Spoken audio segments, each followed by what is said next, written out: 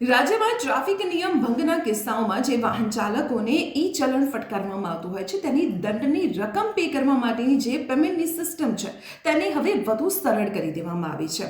ગુજરાત પોલીસના state traffic branch દ્વારા એક મહત્વપૂર્ણ નિર્ણય લેવામાં આવ્યો છે અને એક નવી ડિજિટલી સિસ્ટમ લાગુ કરવામાં આવી છે. હવે તમે માત્ર યુપીઆઈ દ્વારા પણ ઈ ચલણના દંડનું પેમેન્ટ ઇઝીલી કરી શકો છો. રાજ્ય સરકાર દ્વારા ભારતીય સ્ટેટ બેંક એટલે કે એસબીઆઈ સાથે એમઓયુ કરવામાં આવ્યા છે અને તેમાં ભારત બિલ પેમેન્ટ સિસ્ટમ ના મારફત દ્વારા તમે ઓનલાઈન યુપીઆઈ પેમેન્ટની એપ્લિકેશન મારફતે આ તમામ ઈ ચલણનું પેમેન્ટ ઇઝીલી કરી શકો છો. અત્યાર સુધી એવું થતું હતું કે જ્યારે ઈ ચલણ કે ઈ મેમોનું પેમેન્ટ કરવું હોય તો તમારે પોલીસ સ્ટેશન કે પછી સ્ટેટ ટ્રાફિકની બ્રાન્ચમાં જવું પડતું હતું કે પછી ઈ મેમોની સાઇટ પર જઈને તમે પેમેન્ટ કરી શકતા હતા.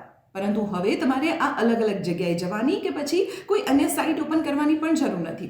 અત્યારે યુપીઆઈ પેમેન્ટ માટે અલગ અલગ એપ્લિકેશન તમામ લોકો વાપરતા હોય છે, જેમ કે ગૂગલ પે છે, ફોન પે છે, ભીમ પે છે કે પછી યોનો એપ્લિકેશન છે. આમાંથી કોઈ પણ એપ્લિકેશન પર જઈને તમે યુપીઆઈ પેમેન્ટ મારફતે ઈ ચલણનો દંડ પે કરી શકો છો.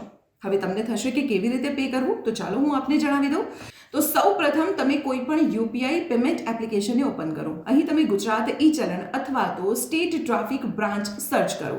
હવે તમારી સામે જે પેજ દેખાશે ત્યાં તમારા વાહનનો નંબર દાખલ કરો. નંબર દાખલ કરતાની સાથે જ એ વાહન પર કેટલા ઈ ચલણ છે તેની ટોટલ ડિટેલ આવી જશે. હવે નીચેની બાજુ તમે પે ઓનલાઈનનું ઓપ્શન દેખાશે, તેના પર ક્લિક કરીને જે તે યુપીઆઈ એપ્લિકેશન મારફતે તમે ઓનલાઈન પેમેન્ટ કરી શકો છો. તો આવી જ ઇન્ફોર્મેટિવ જાણકારી માટે આપ જોડાયેલા રહો સંદેશ ડિજિટલ સાથે.